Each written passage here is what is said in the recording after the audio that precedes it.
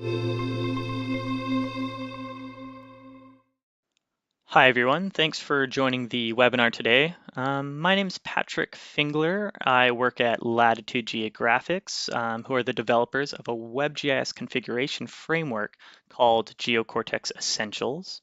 And many of you that are listening to this webinar are likely experts in the water industry. Full disclosure, I come from a GIS background myself, but after chatting with various organizations in both the public works and water sectors, I've discovered just how divergent the water industry is and that many of the day-to-day operations can actually be streamlined using WebGIS principles. So let's dive in. Before we begin though, I'd like to highlight that this is the first of a series of webinars that we'll be producing that speaks to some of the common challenges within the water sector, with the first having a focus on source water protection, which I'll be presenting today. As you may have heard in the news, source water protection is an ongoing issue in both the USA and Canada. And in this webinar, we'll be reviewing how the region of Waterloo and the York region have developed innovative approaches to source water protection using WebGIS.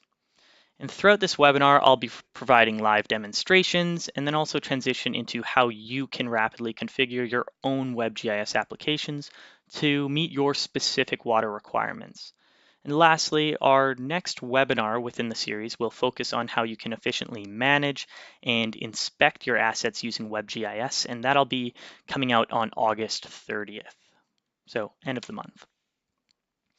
As previously mentioned, the water sector is quite broad, with many organizations often having to respond to different scenarios and challenges throughout the water industry. So whether you're attempting to protect source water, you're preparing for various flooding scenarios, managing assets in the field, performing stormwater maintenance, or even responding to water leaks, then you often can streamline these processes using a WebGIS framework such as Geocortex Essentials. Now, this first webinar will be focusing on how you can use WebGIS to manage source water protection, but we'll be reviewing how organizations are tackling these other challenges, such as asset management or flood control, in the following webinars. So, what is source water protection? It's essentially the process of preventing our drinking water sources from becoming contaminated and keeping the public informed along the way. Now, both the United States and the province of Ontario in Canada have a Clean Water Act that ensures that communities carry out source water protection plans to protect their municipal drinking water sources. This has been an ongoing topic in the news, and many of you have likely heard about the Flint, Michigan water crisis. Now, if you're unfamiliar with the crisis, back in 2014, the city of Flint in Michigan changed their drinking water source, and this led to dangerous levels of lead within their drinking water due to insufficient treatment. And this exposed over 100,000 residents to these levels of lead in their drinking water. Additionally, though, last week, the state of Michigan also declared a new state of emergency for water contamination, where 3,000 residents in Kalamazoo County within Michigan were asked to use bottled water for drinking. So this isn't just something in the past, it's something ongoing, and we definitely need tools to respond to this. Now, water is one of, if not the most valuable resource on Earth, and central to my work and our work as GIS professionals is using the power of GIS to leave the world a better place. So how can you effectively inform the public and protect source water by using WebGIS principles? Well, the region of Waterloo, they're located in southern Ontario in Canada. They recently implemented a local source water protection plan and addressed that very question. The region is responsible for providing 60% of the municipal services to over 570,000 people. These services range from managing public transit, emergency planning, public health, managing housing, and the region's water supply, and a whole ton array of other additional municipal services. Now, one of their responsibilities as part of the source water protection plan was that they are required to identify what properties and activities comply with policies from the Clean Water Act. For example, for every given property, they need to find out how close it is to a well or aquifer and whether certain activities are prohibited at that particular property to reduce water contamination.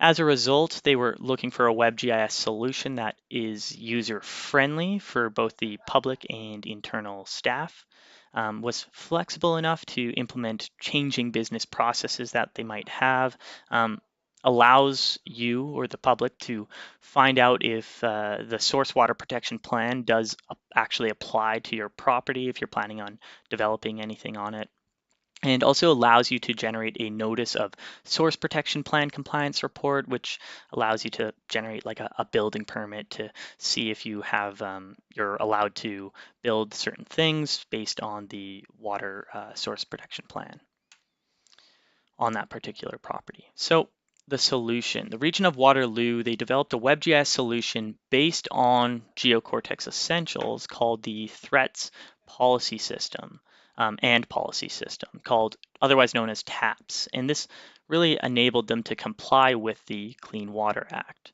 Using the workflow and reporting capabilities within Geocortex Essentials, they were able to deliver two applications that allowed them to streamline their business processes and regulatory reports.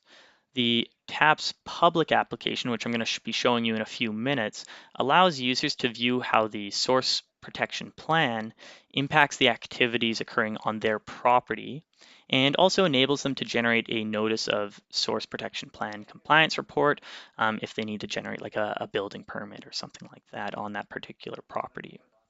And the TAPS admin application goes a step further and allows the region staff to manage all the data and information created by the public and internal users and become actually alerted of duties and responsibilities or different processes within the source water protection process. I'll only be able to show you the TAPS public application today, but lot of other functionality occurring in their TAPS admin internal application. Now the result, the Region of Waterloo essentially now have a publicly accessible application to assist in meeting requirements set out in the Clean Water Act. And over the last 2 years that they've been using this, the public users have generated over 1,000 notices of source protection plan compliance reports using their TAPS application. Now, previously, generating a notice manually would typically require 15 to 20 minutes of staff time each for every given notice. And that equates to around over 250 hours saved over the course of those 2 years. So pretty powerful and yeah, definitely saving time and also keeping the public informed. So let's dive in and see their application in action. All right, so here you can see I'm viewing the Region of Waterloo's public TAPS application. Now this is an application that's based on Geocortex Essentials. It's using HTML5 viewer technology, meaning that you can view this site on your handheld device, your desktop device, as I'm doing here, or a tablet device, and easily configure it and make it intuitive for both GIS but also non-GIS users to perform business tasks. In this example, they've configured a source water protection tool that allows someone from the public to go in and perform a variety of different tasks. So they can find some data on the map, they can find out if the source protection plan applies to their property. They can also create a document to attach to like a building permit or planning approval to see if they're actually allowed to perform different actions at their particular property because they might be prohibited to perform certain actions depending on where their property lies within the source protection water areas. So if I navigate to the layer list here, you'll see what we're seeing on the map is wellhead protection areas. So these the properties that fall within the red areas are going to have a lot more policies that they have to comply with compared to areas outside of that. And we're also viewing intake protection zones as well. So in this example, we might want to select the property here. So I'm just going to zoom in and click this particular property. And we'll get a map tip, and it's asking me, does the source protection plan apply to my property?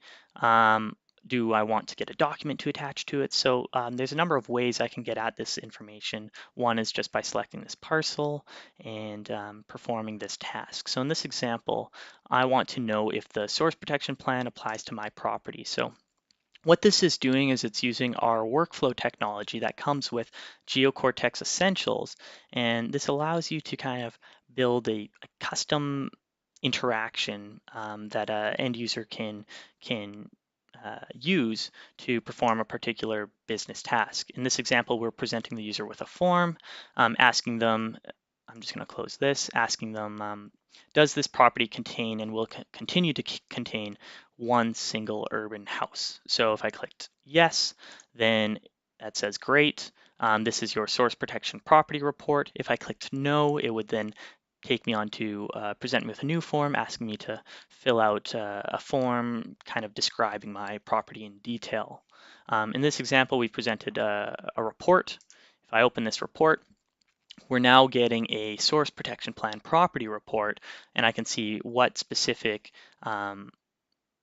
areas or items within the Clean Water Act that I'm likely prohibited to do on my particular property, because you saw this specific property is in falls within a pretty high well head protection area. So there's going to be lots of policies that this property has to comply with. So if I navigate back to here, and this is using the reporting technology that also comes with Geocortex Essentials. So you're able to create these templates and then generate reports based off of your spatial data or non-spatial data as well.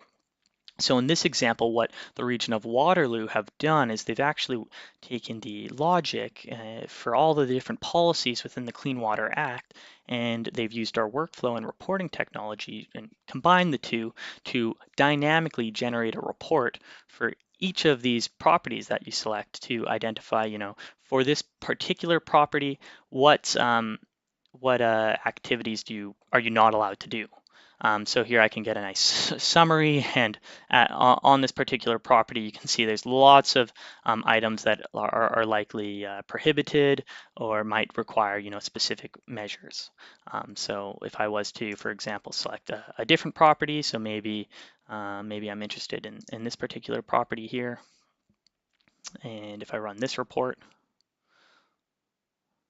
and I'm also going to, so again, it's running our workflow technology, presenting the user with a form, asking them if they do contain urban house. So I'm going to click yes, generate this, and you'll see that it's just telling you that you're not allowed to handle or store like fuel and chemical waste or something like that. So which makes sense, but doesn't have nearly the same policies that it has to adhere to as the other parcel. So that's using our workflow and reporting technology. And I'm just going to click done there. Now the other report that they've also enabled the public to do is they've also allowed them to, this particular workflow allows them to generate a document that they can attach to like a building permit or planning approval application. Now, this is the workflow that has been like generated, 1,000 times and has really saved the Region of Waterloo staff that time and effort to continue to generate these for different customers, so they can just do it on demand. So in this example, we can select a tax parcel here, and I can say I need a document to attach to a building permit or planning approval application. So I'm going to select that. It's going to present me with a form asking me, again, does this property contain one single urban house? I'll select yes, and then I can enter in my application name or applicant name. So I'm going to enter my name as Patrick Fingler, And you'll see here this is my application type. So maybe I need a building permit. And I'm going to click submit. So if I click submit here, it's dynamically creating this report. If I open it up, again, this was created using our reporting technology. So it's actually passing in my applicant name, the address of the site, and then you can see this is all the information required for a building permit. And then I can now print this off and sign my name. So that's another really good example of using our reporting technology to keep the public informed and streamline your business processes if that's if you need to provide that within your particular jurisdiction. So the TAPS Waterloo application has done a tremendous job at creating a very seamless, easy, and intuitive to use source water protection app that the public can navigate to. Now, we also have another customer, the York Region. They've also created a source water protection application. You can see they are using Geocortex Essentials. It's kind of got the same look and feel. They've kind of substituted our I want to menu to, I want to search and get reports and help. So providing, some common operations that the public could do. And they've also added some toolbar options as well if you want to do some more advanced analyses or functionality.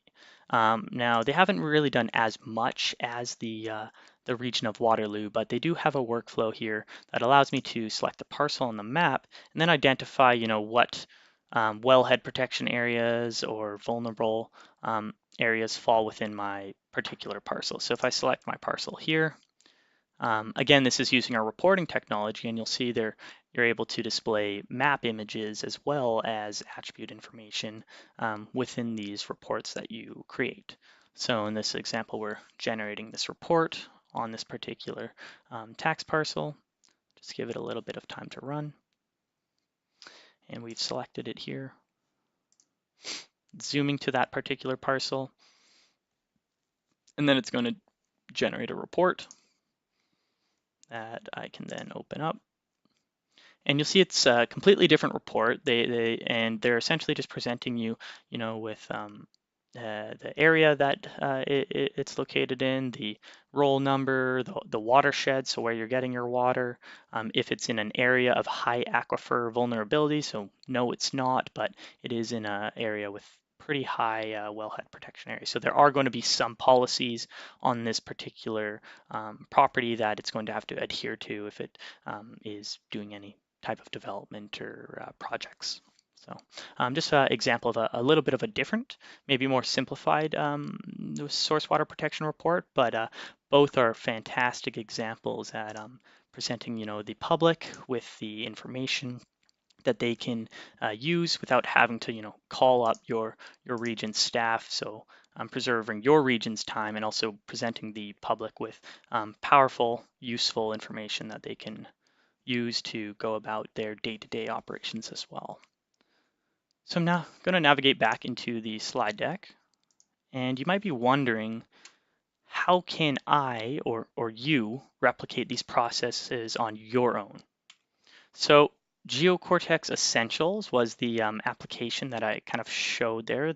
Both the region of Waterloo and the York region are actively using Geocortex Essentials, not just for source water protection applications, but for a variety of other, applications. They're municipalities, so again, using it for asset management and a variety of other different applications. But essentially, what Geocortex Essentials allows you to do is it's a very versatile framework that enables you to extend Esri technology even further, enabling users to build and maintain a large gallery of very powerful web mapping applications, and it allows you to do this using more of a configuration-based approach as opposed to custom development. Additionally, Latitude Geographics, we are the developers of Geocortex Essentials, and we're an Esri Platinum partner, one of, I think, 12 or so in the world. So our software is always complying with all of the new technology that Esri is developing. So we're always in touch with Esri, ensuring that our customers, their applications are always future-proofed. So we build technology for both producers. So if you're a GIS manager, a developer, or a technician, really simplifies and makes that process of building out these web GIS applications a lot easier. But we also build technology for consumers, right? Typically, it's not actually the GIS people that are performing the day-to-day operations. So, you might be a power user, a light user, so someone from the public, or a mobile worker, maybe performing like field inspections or something like that. So we build technology for both of these audiences, and we allow you to configure applications using a variety of unique and really powerful capabilities. Um, Whether you're using our workflow and our reporting technology, which I showed, we've got the ability to view charts within our viewer, go offline. We've got a nice management experience for actually developing these applications. And if you've got, third-party applications that you use, we've got the ability to integrate those and pull those data sources into one single unified application that can be shared and accessed across your whole enterprise organization. So there's a ton of out-of-the-box capabilities that you get. Now, you might be asking the question though, I'm currently using Web AppBuilder for ArcGIS, a very popular web GIS configuration framework. Can I still leverage these capabilities? Well, the answer is yes. We've actually began developing standalone products based on some of these capabilities, such as our workflow, our reporting technologies, which I just showed you, and a couple of other ones, such as our search, printing, data linking technologies as well. And we're calling this the Geocortex Essentials 5 series. So right now, our two products that we've currently released is our Geocortex reporting and our workflow technology. You can find these right now on the ArcGIS Marketplace, and as we develop new products, you'll be able to find them here as well. They also work inside of Web AppBuilder, so you'll be able to leverage the capabilities as I kind of showed you within those two examples inside of Web AppBuilder applications if you're currently using them. So I just wanted to touch on a little bit about what Geocortex Workflow is. And it's a tool that allows you to automate guided end user interactions. So it allows you to kind of construct these intuitive and dynamic forms using this designer experience, which you can kind of see here, using, again, configuration as opposed to custom development. So I kind of think of workflow as a way to build custom widgets without having to do any custom development. So it's a very flexible application. And again, coming from a GIS background, I'm not a programmer, but I'm able to create these kind of custom applications that perform business tasks, but to an end user are very seamless and intuitive. But additionally, with workflow, if you're building widgets or just workflows inside of our Geocortex viewers, we really allow you to future-proof your apps. So if you're doing any custom development or custom widget building in Web AppBuilder, if you're likely doing that using Esri's 3.x JavaScript API. Now, in the future, most people are going to have to transition those custom widgets to Esri's 4.x JavaScript API, which will allow you to, view your data in 3D using web scenes. So what our workflow technology allows you to do is build these custom widgets, but you're not going to have to be able to, you don't have to rewrite them there. I'm going to allow you to, they'll essentially work the exact same, and they do in both JavaScript APIs. So really future-proofing your applications. Now, Geocortex reporting, we actually just released maybe a week and a half ago. And this really allows you to deliver key information to the right people using configurable reports. So what you get with reporting 5 or Geocortex reporting is a really clean, intuitive design experience. So inside of the browser, you've got this nice designer, and you can begin pulling in your ArcGIS data sources, creating charts on them, creating dynamic images, bringing in web maps, creating QR codes, tons and tons of functionality. And it's really the only, I guess, reporting engine that I know that's truly for the ArcGIS platform, maybe apart from Survey 123. And it allows you to bring your key data together. So you're able to report on both your ArcGIS data, but also connect to non-spatial data as well, such as Oracle, SQL Server, or even non-spatial related information that you might have attached to your ArcGIS data. So very, very powerful as well. And again, I mentioned it's truly designed for Esri's modern ArcGIS platform. So the reports that you build will be able to work in both Web AppBuilder applications and also Geocortex viewers as well. So I just thought I'd give you a quick sneak peek at some of those products that we've recently developed. Now, if any of this sounds interesting to you, and you need help getting started, you can contact our professional services team, and they can definitely help you get up and running, whether it's with building workflows or reports, or even just getting your ArcGIS system up and running. So if you're wanting to install ArcGIS Enterprise or getting your ArcGIS server up and running, we can definitely help with that. And if you want to learn more, our next webinar that I'll be presenting is going to be on asset management. That's going to be, we'll be delivering that, I believe, on August 30th. If you have any other questions, feel free to visit our website, get in touch with us at info@latitudegeo.com, or if you really want to, you can email me directly as well. Again, my name's Patrick Fingler. I hope you really enjoyed the webinar and learned how you can streamline your water processes using WebGIS. Thanks.